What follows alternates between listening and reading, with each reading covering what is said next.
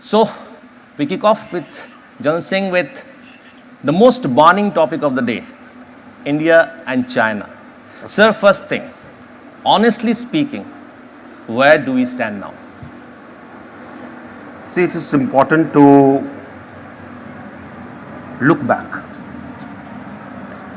And there are two things which would be very apparent to you. We became independent in 47. China came up in 49 after the Great March was over. Kuomintang was defeated. The PRC came into existence. Not much of a difference. But thereafter there has been a difference in approach. And since national security concerns every possible thing that impacts security, we need to look at these. In India, the leadership that came up, imbued with the thoughts of non-violence, imbued with peace and harmony for everybody, imbued with looking at raising the standard of living of people.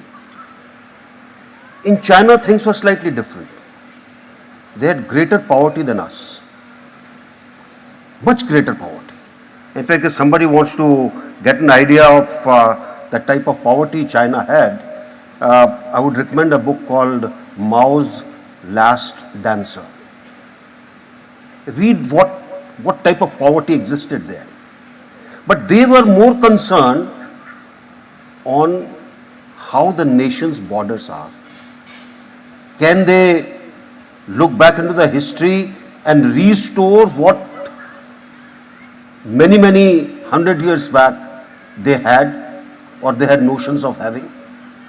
And therefore you find that 49 onwards, China's whole approach has been more militaristic as compared to India. But were you not prepared at that point of time? See, it is not that we were not prepared, but the leadership at that time, and I don't want to take names, but our Prime Minister at that time, his thinking was that we are a peaceful country. We have got no enemies. Why should anybody be enemy with us? And therefore our borders are secure. We don't require military. Military is good for constructing houses, making roads. We don't actually require to guard our borders. Chinese on the other side said, no. This so-called Turkic Xinjiang, we need to have it because it helps us in securing our borders. We must have Tibet, although they had claims over outer Tibet, but they harbored the desire to have inner Tibet. They must consolidate themselves in Yunnan, and they must consolidate themselves, which they got an opportunity in 50s when the Korean War broke out. So you find that China, the way they came up with a long-term view of how they should be, they laid emphasis on the borders, while we laid emphasis on development inside. And therefore, when Aksai Chin gets taken or the road comes up, we are caught by surprise. You're talking about the Daulat Beg Olli road. We were caught by surprise because we never thought that we should ever go and see that area. Right. And the famous remark of Pandit Nehru, not a blade of grass grows there. Okay, not a blade of grass grows there, but that land belonged to you. Today, you are saying that land belonged to us. And same was Tibet.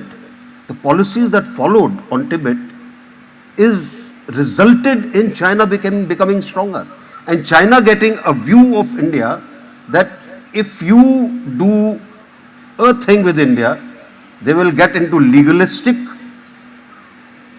long-term negotiations, which is to the advantage of China. সমস্ত খবরের তৎক্ষণাৎ update পেতে subscribe বাটনটি click করে bell বাটনটি click করুন।